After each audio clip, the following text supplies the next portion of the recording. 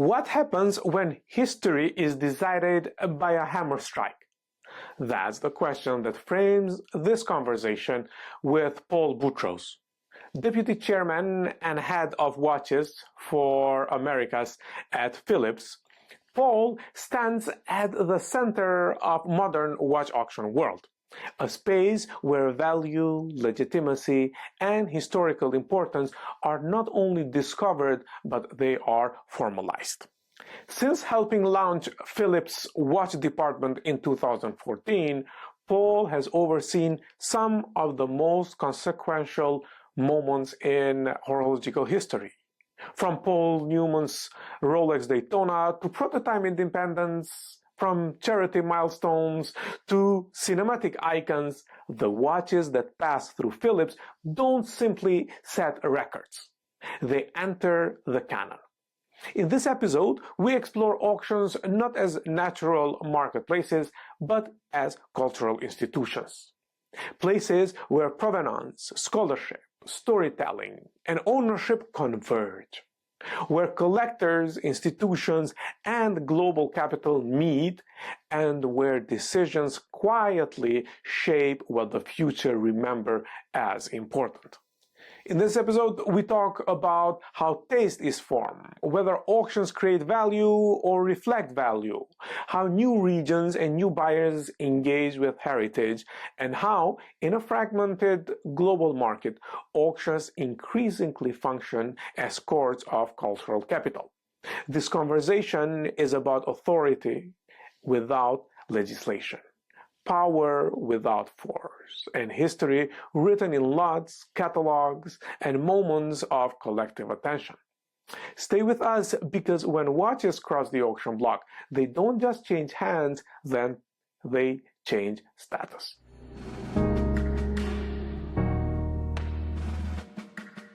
Hello everyone, and welcome to this week's episode of Watches and Politics, where we speak everything that intersects watches and politics and how they both affected each other and each other's growth. Not daily politics, not political stances, but we speak about the effect that politics had in watches and how watches also had an effect in politics.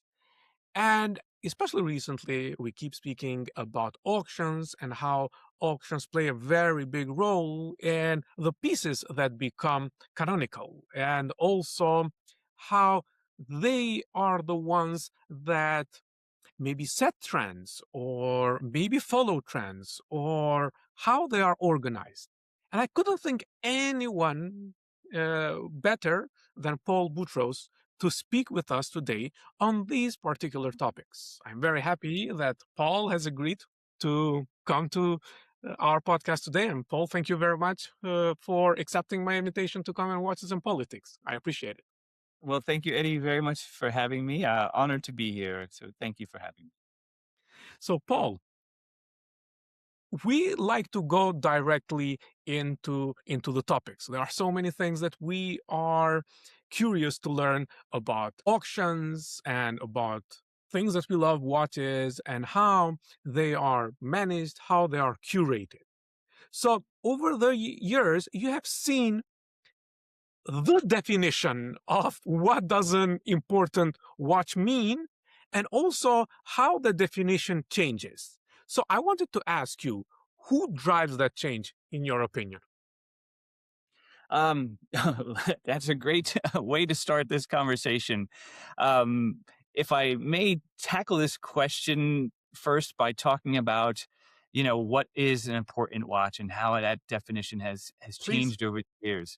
Well, and you are probably very well aware, the way people collect and what people collect as far as timepieces go has evolved. In wristwatch collecting, the genre of collecting timepieces that we're probably all most familiar with, it's a very young hobby, only having begun in the 1980s, really. But prior to that, beginning in the 1900s up till about the 1960s, timepiece collecting was focused on antique clocks and ancient pocket watches. All the way to the 1960s, nobody cared about wristwatches. Into the 1960s, you have modern pocket watches. Modern being 19th century and 20th century pocket watches. Then come the 1980s, and wristwatches begin to take collectors' attention. Over all of these different eras, what defined an important watch is kind of consistent. In the era of clocks and pocket watches, it was timepieces owned by historical figures, timepieces with high complications or multiple complications, or very interesting escapements or exceptional enamels. These would be considered important clocks or ancient pocket watches. Same with modern pocket watches. The same categories of craft and background would be considered important. And we get that today. The same. If it's a historical figure who owned it, if it's a multiple complication minute repeater with perpetual calendar or with tourbillon, if it has a special escapement like a spring detent chronometer or an observatory chronometer from the 1940s. These are important timepieces that are made in small production that capture many people's attention.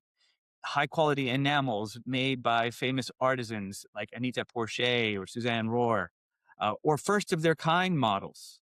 The very first watch with two escapements, the Jour en Resonance, or the world's first diving watch, whether you think it's a Blancpain 50 Fathoms or a Rolex Submariner.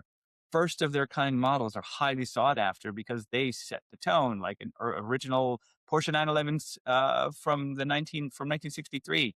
These are highly collectible and highly important items that really collectors seek. So who drives that change? Well, it's the community. The community decides what's important, and the community is comprised of collectors. It's comprised of scholars, book authors, dealers, auction houses, museums, and even brands. And over time, they converge. They converge on knowledge, and they converge on agreement on what is important. But what I had mentioned, these categories that stood the test of time to the present day, this is the evolution of collecting, and what we are seeing today, and what the market considers important, really is a relic of the past. Wow, that's an amazing explanation and an amazing start. Actually, thank you so much. My pleasure. Already a lot of information out there, but I'm not gonna just pass through this. And I want to ask you: so auctions, do they create taste, or do they reflect that taste or that change of whoever drives it? So I'm more interested in where does the institutional power really sits in. Yeah, so auctions do both. Mhm. They reflect taste and they help shape and create taste. And really, the power is not in the institution, the power is in the public. It's really the consumer who's in the driver's seat. They hold power. We are, I think we talked about this a little bit in the lead up to this. We are a mediator. We are a go between the public and really the makers. And it is a unique position we are in as an auction house, as we do curate.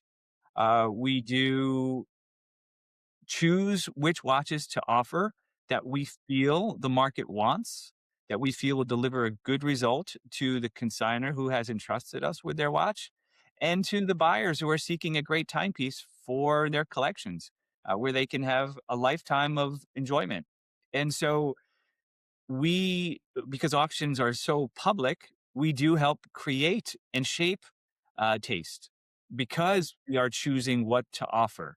But it's the public who guides us. That makes a lot of sense.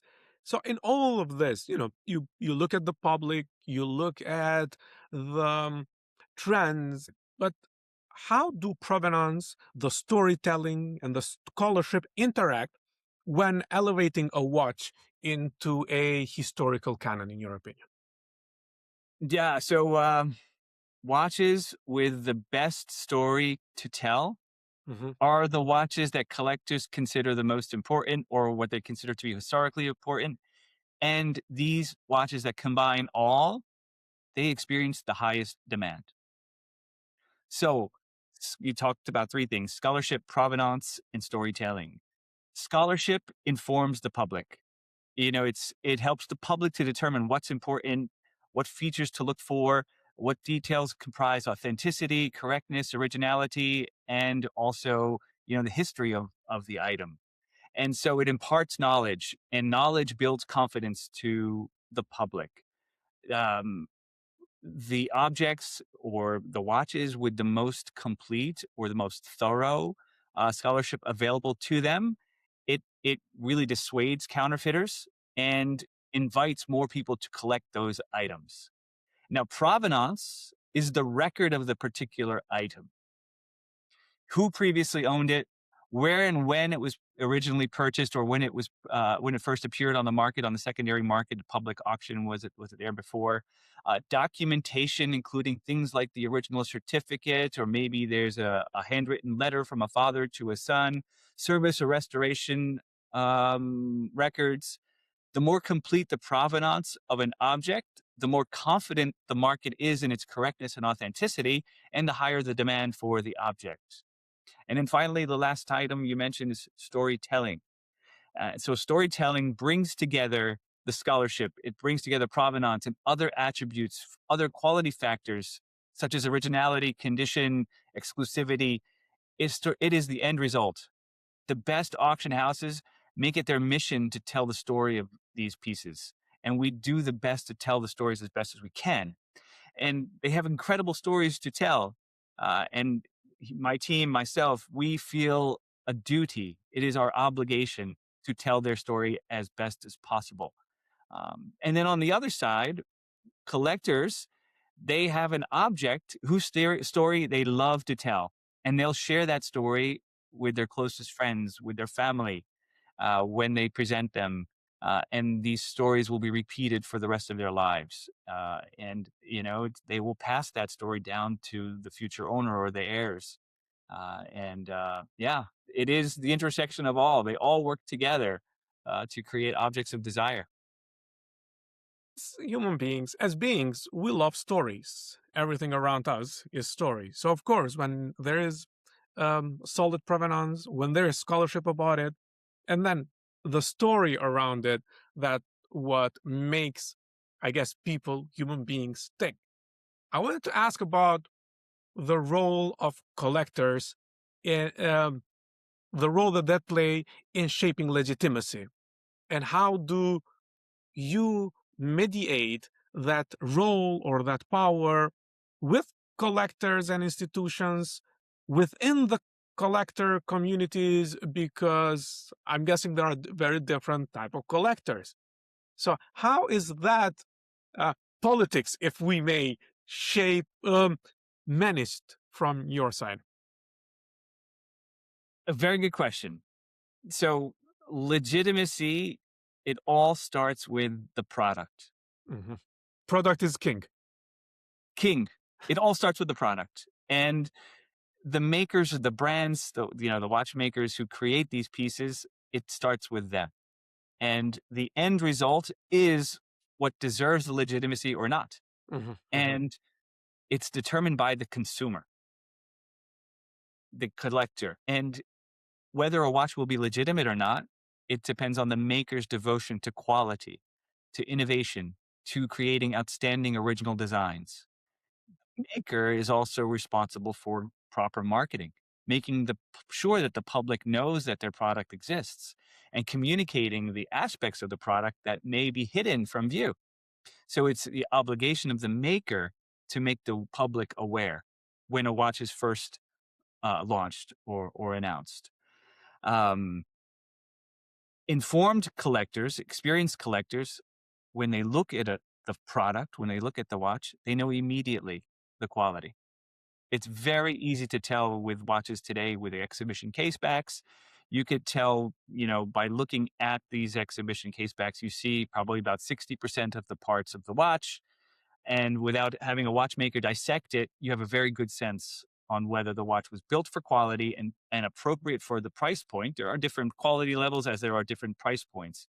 But what consumers want and what consumers will say is legitimate are those watches that have watchmaking excellence, that have excellent finishing quality at the appropriate price, a fair price, are comfortable on wrist sizes of all types, and they have an original and enduring design.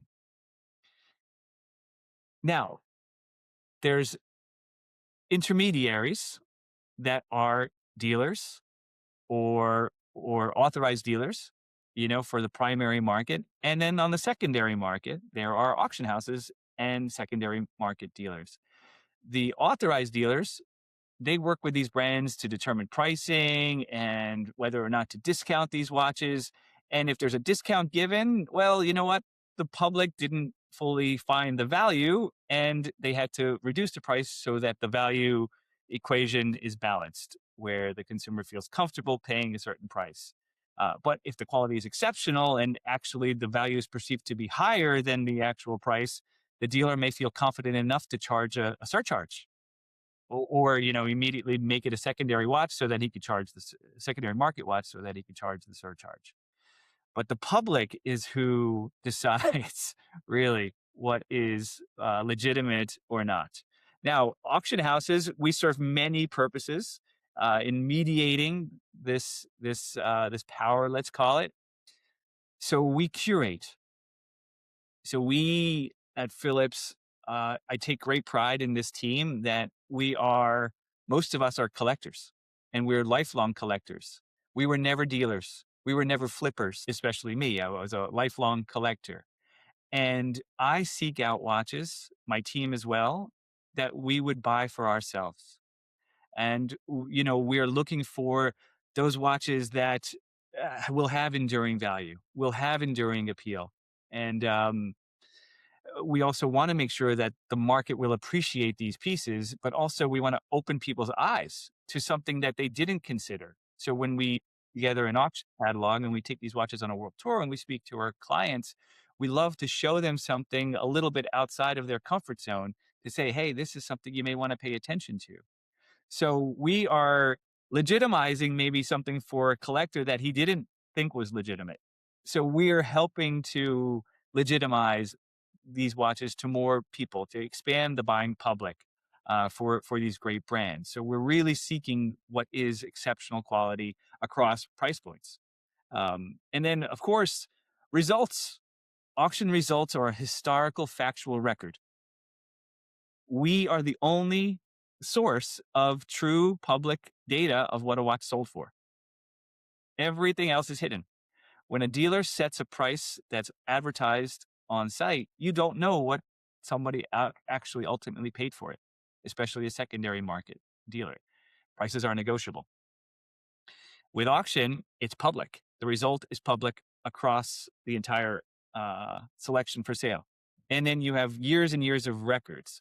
So consistent results for a watch model over time illustrates consumer sentiment and therefore confirms the legitimacy of a brand or a brand's model. Paul, you cannot see at the back and on the side, but I came across 200 auction catalogs, watch auction catalogs, and I bought them in a garage sale. I actually went through them one by one. There is something that caught my eye, and that is that in different regions, the auctions have put forward different types of watches. So I wanted to ask, have you observed differences in how regions, new buyers engage with heritage and prestige or what they consider as important watches? So we have two sides: regional preferences, and new buyer behavior and preferences. So let's address the regional preferences. Yes, please. What's interesting, and you know this probably very well, is that watches are universally loved around the world. There are few things human beings have in common across the globe: shelter, food, love, and time. And watches. time is told by watches that we can wear on our wrists. And people around the world like to wear watches on their wrists to tell the time. And in this era of where knowledge is so easily accessed with internet and with social media, the regions around the world have kind of converged and all really appreciate the same kind of brands and the similar types of models. There may be a preference for gem set timepieces in certain regions, such as Asia or the Middle East, versus what the United States or the American or the European buyer might like. But in general, um, the makeup of what people prefer and the types of watches people prefer is very consistent around the world. They appreciate legacy brands like Patek Philippe, Rolex, Vacheron Constantin, Audemars Piguet, Cartier, Omega. That's universal all around the world. They also increasingly appreciate independent watches around the world. One difference between the regional preferences and the new buyer is the new buyer is reluctant to go into vintage. The new buyer is much more comfortable with new or recent watches. To get into vintage takes time and experience. And the more they learn, the more they appreciate the history of a brand, the more they dive into their new passion for watch collecting, the more they have a tendency to delve into the world of vintage. And then you'll see the new buyers turn into experienced buyers, and then they come into and start buying historic, vintage, heritage pieces that they know that you can have all the money in the world, but you can't get that very rare universal polar router with a rose gold case and a black dial because there's so few made, and everyone who owns them, they're not willing to sell it. And that challenge, that hunt, makes their collecting much more rewarding when they finally are able to locate a hard to find vintage piece. So in this era, regional differences have come down to a minimum. And in this way of the way we conduct auctions, we are able to reach everyone. So when we have an auction in Hong Kong, when we have an auction in Geneva, when we have an auction in New York, the number of countries, bidders from countries all over the world are participating. They are welcome to participate through online bidding, through telephone bidding. And of course, we take watches on a world tour. So they visit cities like London, Geneva, Singapore, Hong Kong, and even Taipei and others. So that it's clear that they are all these watches are for the worldwide market. These are the watches that we offer. And the watches that appeal globally are the watches that do best and have the most demand. And that is a characteristic of the most successful companies. They are excellent in designing watches that appeal to the world.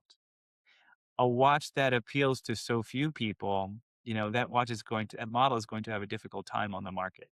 But a watch that appeals to everyone is going to have great success. Well, I always say that there are some entry drugs watches, the Rolexes of the world, the Omegas, the Breitlings, JLCs and stuff, and then you go to more complicated, and then you end up going to independence. But there is such an appealing thing that after that, you may end up going into vintages and go the whole circle. But thank you very much. This is an interesting and very important insight, of course. So do you think that auctions today function as modern courts of cultural capital? Absolutely. Uh, with auctions, the public is informed because our auctions are public. They're open to the public. The exhibitions are open to the public. They are a place where collectors congregate. When we hold an auction in Geneva, it's a cultural event where watchmakers of all types come with their families to see how historic pieces and modern pieces do. You will have hundreds of people in attendance, and we love that. We love to sit down with families who are just excited to share and introduce the next generation to great watches. And it's really a wonderful spectacle because people come dressed up and people are checking out what's on other people's wrists. They're getting guidance from the specialists there or from other collectors who are nearby, and they're all learning together. And then, of course, during the auction, this is where people are informed. What watch has the most interest? Why does this watch have so little interest? Oh my gosh, there was 50 bids on this watch before even bidding began, as the auctioneer announced. That must be an important watch, or that must be a very cool watch to own. So it is really informing. And of course, the results. People see for themselves what the market is willing to pay for different pieces. Finally, when we have a great result or a great auction, we generate headlines. And headlines are carried by mainstream press. And mainstream press reaches millions, sometimes billions of people. When we sold Paul Newman's Paul Newman Daytona in 2017, that result was heard around the world. And we never saw such press coverage for any watch ever to this day. And that And reached I was, billions of people. and I think it still goes on. Like I think the press coverage of the Paul Newman Daytona did not succeed. It continues being written about it constantly, even today. Yes, and what this results in is more people discovering the world of watches. And Mhm. this is what you called the cultural capital. It is informing culture and it is shaping culture. And this is what makes our job so wonderful, is that we play a role alongside collectors, alongside brands, alongside museums. We're all part of a community where we love opening people's eyes to the greatness of timepieces. Yeah, and that's amazing. I very interestingly, my um, wedding song for when me and my bride we entered the room was the Godfather soundtrack. So for Ah, me, so for me, it was very interesting to see, of course, Francis Ford Coppola's uh, FFC FFP, F Pujorn being sold, and congratulations for that incredible result and for very, bringing very, that to the yeah. market. Thank you. It was a thrilling result, and we were so fortunate and honored to have been entrusted with that incredible watch. Yeah, that's amazing. That's amazing. Well, looking ahead, which narratives or which categories you believe are still under recognized by the market? Is that the vintage watches that you talked about, or is there any Yeah, I other mean, category? vintage watches are absolutely underrated, undervalued, especially vintage dress watches. Like Okay. time-only dress watches by brands such as Patek Philippe, Vacheron Constantin, um, Audemars Piguet. The quality you can get for the price is unbeatable. And these watches from every element, from the smallest tooth to the tip of a tiny hand. They're finished immaculately. They're as good as finishing gets. You can't get that kind of finishing today in any timepiece anywhere near the price where you can get them in vintage. Back in the day when the most expensive watch was the most accurate watch, the pre-quartz era. And they were very expensive in their era, very expensive, much more than complications. Like a Patek Philippe chronograph in the 1940s, 1950s was a fraction of the price of a simple dress watch because that's what the market dictated. Chronographs were viewed as utilitarian and not prestigious, even though the chronograph was more complicated. The market dictated what they would pay, and the market appreciated more the dress watch. Today, it's completely inverted. The chronograph is much more expensive than the simple dress watch. But the dress watches of the 40s through the 1940s to the 1960s are the best value you can find and completely underrated. As someone that likes classical watches and time only watches, even in the modern ones, we'll see how that plays out. But I want to ask a personal question. If a future historian, just imagine, and I want you not to be humble. If a future historian wrote a chapter titled Paul Boutros and the institutionalization of the watch history, what would you hope that chapter captures? Let's see. I would hope it captures that Paul Boutros turned a lifelong passion for watch collecting into a second career, a second, let's say, successful career. Um, that building a watch auction department from a clean sheet of paper, that from the beginning, what it was and still is dedicated to highest quality timepieces, dedicated to scholarship, transparency, and client service. Uh, Translating my passion into how watch auctions are curated, how watches are presented, and how we tell the stories of these timepieces.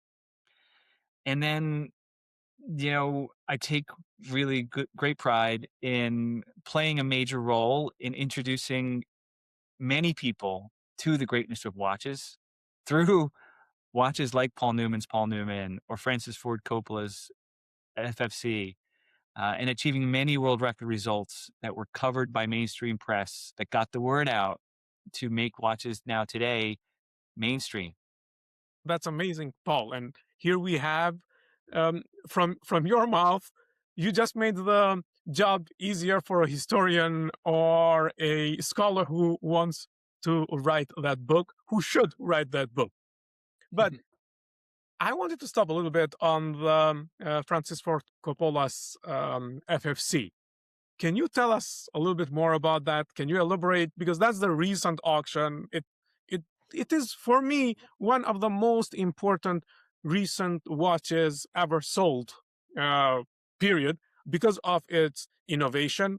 I mean, when you think what other things can be done in a watch, and this is one of those things. And then who owned it? And Yeah. interesting stories. Would love if you can share it. Yeah. So I was told the story about how it came to be.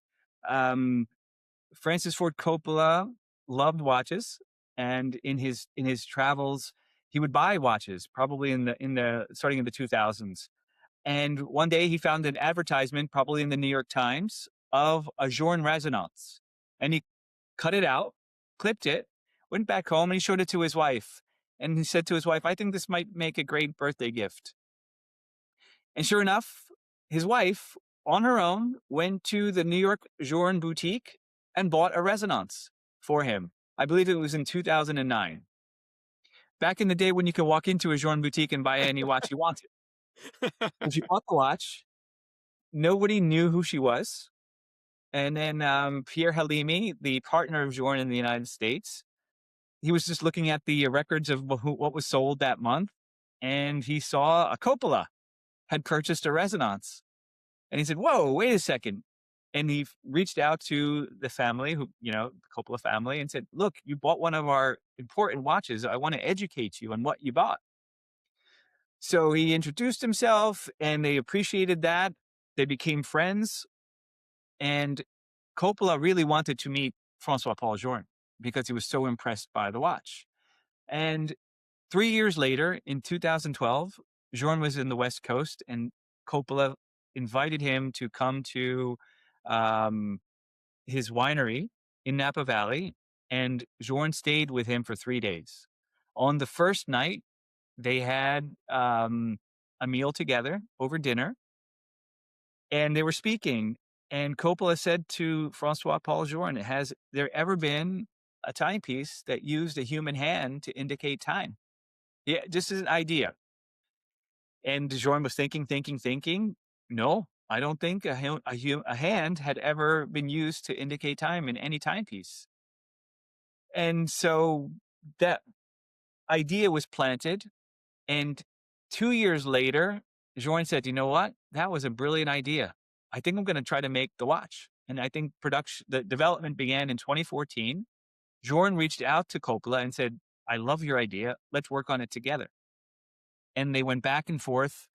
and it was Coppola who found the first prosthetic hand uh, developed by the father of modern surgery, a 16th century French surgeon named Ambroise Paré.